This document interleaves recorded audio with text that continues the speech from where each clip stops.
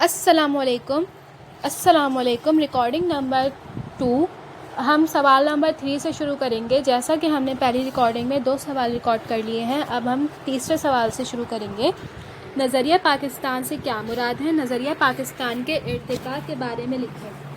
جواب: نظریہ پاکستان سے مراد قیام پاکستان محض ایک حادثاتی اتفاق نہیں ہے اور نہ ہی یہ انگریز کی سازش اور سیاسی تجربہ ہے، بلکہ یہ ایک طویل تاریخی عمل کا منطقی نتیجہ ہے۔ اس کی بنیادیں اسلامی نظریہ حیات اور اسلامی فلسفہ امت پر استوار ہوئی ہیں۔ بانی پاکستان قائد اعظم محمد علی جناح نے فرمایا تھا انورٹڈ کاماز آن پاکستان اسی دن وجود میں آ گیا تھا جس دن ہندوستان کی سرزمین پر پہلا ہندو مسلمان ہوا تھا۔ یہ اس وقت کی بات ہے جب ابھی ہند میں مسلمانوں کی حکومت بھی قائم نہ ہوئی تھی۔ Inverted comma close paragraph change ایک معروف مغربی مفکر ٹوائن بی نے کہا تھا کہ انورٹڈ کاما اوپن پاکستان ایک لمبے تاریخی عمل کا نتیجہ ہے اور اس پر عمل کا آغاز اس وقت ہوا جب ہندو معاشرے پر اسلام کے اثرات مرتب ہونے شروع ہوئے۔ انورٹڈ کاما کلوز ہیڈنگ آئے گی نظریہ۔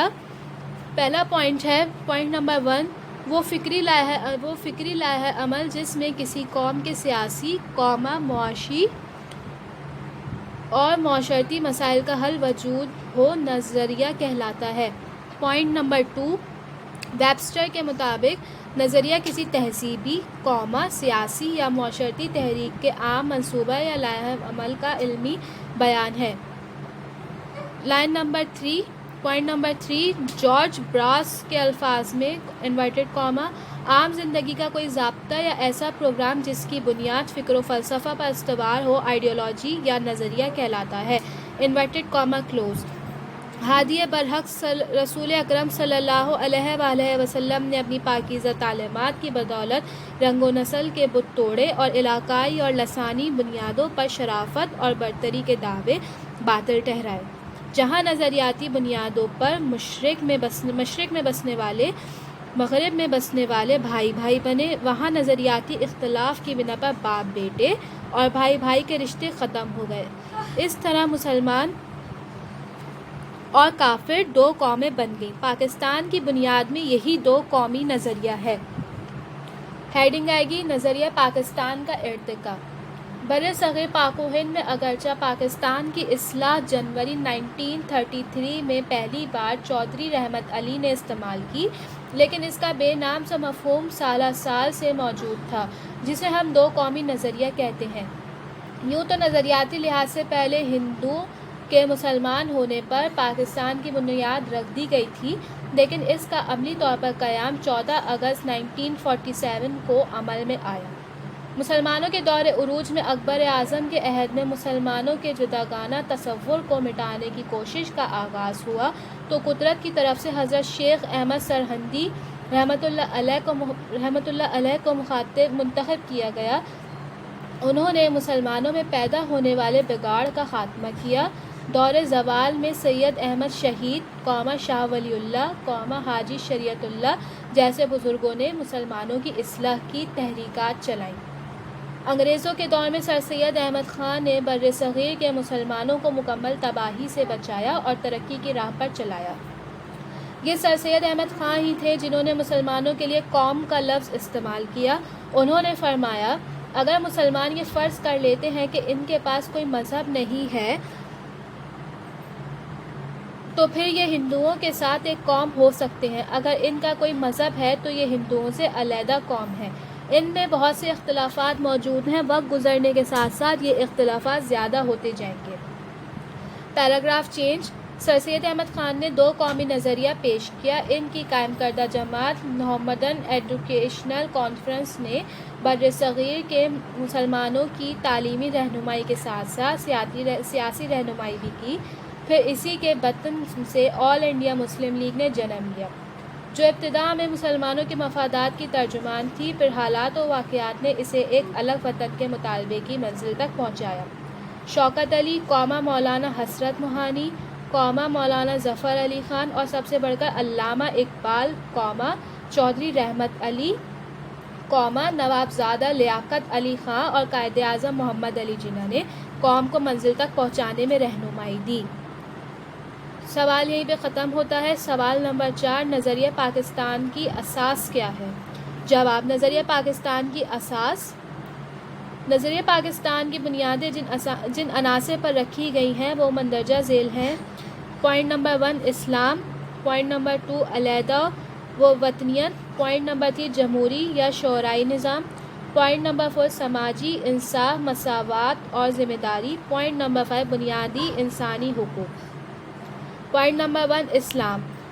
جو شخص اللہ تعالیٰ کی وحدانیت اور حضرت صلی اللہ علیہ وآلہ وسلم کی نبوت پر ایمان رکھتا ہے دائرہ اسلام میں داخل ہو سکتا ہے، اور ساتھ ہی قرآن پاک کی سچائی پر، روز قیامت پر اور فرشتوں پر بھی ایمان لائے۔ اس کے بعد قرآن و سنت کی روشنی میں اپنی زندگی کو سنوارے اور احکامات دین پر عمل کرے۔ اسلام اپنے عقائد اور اپنے ارکان کے اعتبار سے دیگر تمام مذاہب سے ممتاز ہے، اور یہ ہر مسلمان سے مطالبہ کرتا ہے کہ وہ اس کے استحکام اور فروغ کے لیے مسلسل جدوجہد کرتا رہے گا، خواہ یہ جہاد تلوار کے ذریعے ہو، قلم کے ذریعے ہو یا زبان کے ذریعے۔ پوائنٹ نمبر 2، علیحدہ وطنیت۔ ہر قوم کا اپنا علیحدہ وطن ہوتا ہے۔ ایک قوم ان افراد پر مشتمل ہوتی ہے جن کی زبان ایک ہو، قوما رہن سہن کے طریقے ایک ہوں، قوما جن کا مذہب مشترک ہو اور جن کی تہذیب و تمدن کے امتیازات میں یکسانیت پائی جاتی ہو۔ اسی لیے ہندوستان کے مسلمانوں نے اس ضرورت کی تکمیل کے لیے 23 مارچ 1940 کو یہ مطالبہ کیا کہ ہندوستان کے جن علاقوں میں مسلم آبادی اکثریت میں ہے انہیں ملا کر پاکستان تسلیم کیا جائے، اور پھر مسلمانوں کو قربانیوں اور انتہک محنت کی بدولت 14 اگست 1947 کو پاکستان دنیا کے نقشے پر ابھرا۔ پوائنٹ نمبر 3، شورائی یا جمہوری نظام۔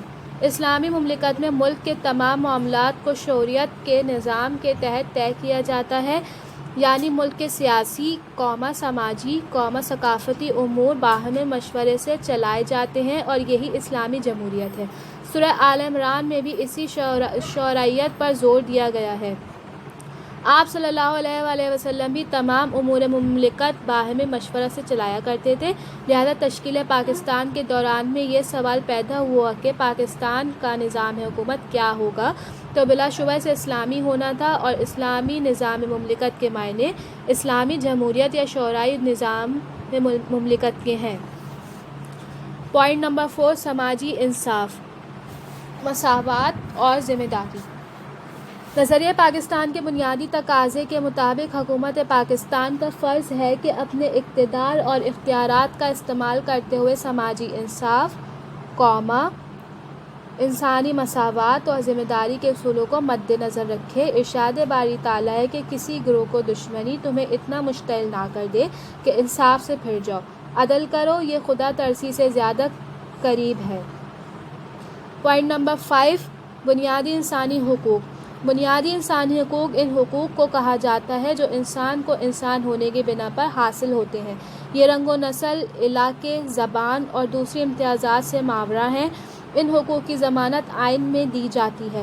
پاکستان کا آئین شہریوں کو چند بنیادی حقوق کی ضمانت دیتا ہے، اور ان کی حفاظت کی ذمہ داری عدلیہ کو سونپی گئی ہے۔ پاکستان کے آئین کے تحت دیے گئے بنیادی حقوق (on) انسانی حقوق کا عالمی اعلانیہ 1948 سے متصادم نہیں ہے۔ نظریہ پاکستان اہلیان وطن سے اس امر کا تقاضا کرتا ہے کہ وہ حقوق کی نسبت فرائض کا زیادہ خیال رکھیں۔ حقوق و فرائض لازم و ملزوم ہیں۔ سوال نمبر 5، شملہ دفن 1906 کے مطالبات لکھیں۔ جواب، شملہ دفن 1906 برصغیر پاک و ہند کی تحریک آزادی میں شملہ دفن کو غیر معمولی اہمیت حاصل ہے۔ شملہ دفن مسلمان رہنماؤں کی کوشش کا رد عمل تھی تاکہ جداگانہ تشخص اور مسلمانوں کی مفادات کا تحفظ کیا جا سکے۔ بنگال کی تقسیم کے خلاف ہندوؤں کی چلائی جانے والی تحریک نے مسلم رہنماؤں پر واضح کر دیا اور انہیں سوچنے پر مجبور کر دیا تھا کہ ہندو مسلمانوں کو ترقی کرتے ہوئے نہیں دیکھ سکتے۔ ان حالات میں مسلم رہنما آگے بڑھے اور ان نامساعد حالات اور بھنور سے نکلنے کے لیے مسلمانوں کی قیادت کی۔ آل انڈیا نیشنل کانگریس بر صغیر پاک و ہند کے تمام باشندوں کے نمائندہ جماعت ہونے کی دعوے دار تھی، لیکن عملی طور پر وہ صرف ہندوؤں کے مفادات کا تحفظ کر رہی تھی اور مسلمانوں کے حقوق کے لیے نہ تو آواز بلند کر رہی تھی اور نہ ہی ہر اس کام سے خوش تھی جس سے مسلمانوں کو فائدہ ہو، بلکہ آل انڈیا نیشنل کانگریس نے صرف اور صرف ہندوؤں کی جماعت ہونے کا ثبوت پیش کر دیا جب اس نے بنگال کی تقسیم کے فیصلے کے خلاف احتجاج اور جلسے جلوس کر کے جلد از جلد تنسیخ کے لیے اقدامات کیے۔ برطانوی حکومت ہند نے 1906 میں آئینی اصلاحات کا ارادہ ظاہر کیا تو 36 اراکین پر مشتمل مسلمانوں کے ایک دفعہ نے سر آغا خان سوم کی قیادت میں وائسرائے ہند لارڈ منٹو سے شملہ کے مقام پر 1 اکتوبر 1906 میں ملاقات کی۔ دفعہ نے مسلمانوں کی مندرجہ ذیل مطالبات پیش کیے۔ پوائنٹ نمبر 1، جداگانہ انتخابات۔ ایسا انتخابی نظام متعارف کرایا جائے جس میں مسلمانوں کو بحیثیت قوم نمائندگی حاصل ہو۔ جداگانہ انتخابات کا حق شملہ دفعہ کا بنیادی مطالبہ تھا تاکہ مسلم نشستوں پر صرف مسلمان نمائندے ہی انتخاب میں حصہ لیں اور ان کو صرف مسلمان رائے دہندگان منتخب کرنے کا حق رکھتے ہوں۔ Point number 2، passing.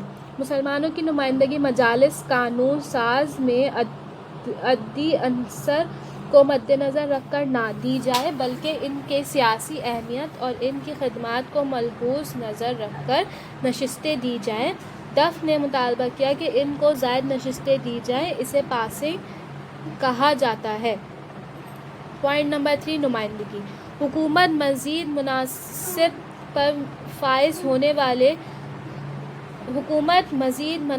پر فائز ہونے کے لیے مواقع فراہم کرے اور مسلمانوں کو جامعات کے سینٹ اور سینڈیکیٹ میں بھی متناسب نمائندگی دی جائے۔ پوائنٹ نمبر 4، مسلم یونیورسٹی۔ ایم اے او کالج کو مسلم یونیورسٹی کا درجہ دینے کے لیے مالی امداد دے۔ پوائنٹ نمبر 5، مسلم جج۔ اعلیٰ عدالتوں میں مسلم ججوں کا تقرر کیا جائے۔ پوائنٹ نمبر 6، انتظامی کونسل۔ وائسرائے کے انتظامی کونسل میں مسلمانوں کو بھی نمائندگی ملنی چاہیے۔ Paragraph change. اگرچہ قانونی طور پر مسلمانوں کے تمام مطالبات کو قبول نہیں کیا گیا تھا لیکن وائسرائے ہند لارڈ منٹو نے مسلمانوں کے مطالبات ہمدردی سے سنے اور یقین دلایا کہ انہیں پورا کرنے کی حتی الامکان کوشش کی جائے گی۔ وائسرائے نے تمام مطالبات سن کر جواب دیا، مسلمانوں کو یقین دلایا جاتا ہے کہ بحیثیت قوم ان کے سیاسی حقوق اور مفادات کا تحفظ کیا جائے گا اور میں پوری کوشش کروں گا کہ ایسی انتظامی تشکیل نو کی جائے جو ان کے لیے موافق ہو۔ شملہ دفعہ بر صغیر پاک و ہند کی سیاسی تاریخ میں ایک اہم واقعہ ہے کیونکہ اس نے مسلم سیاست کے انداز فکر میں تبدیلی کی اور ایک ایسی سیاسی جماعت کی ضرورت کو شدت سے محسوس کیا جو کانگریس کے مقابلے میں مسلمانوں کے مفادات کا تحفظ کر سکے اور ان کو سیاسی امنگوں کی ترجمان بنا سکے۔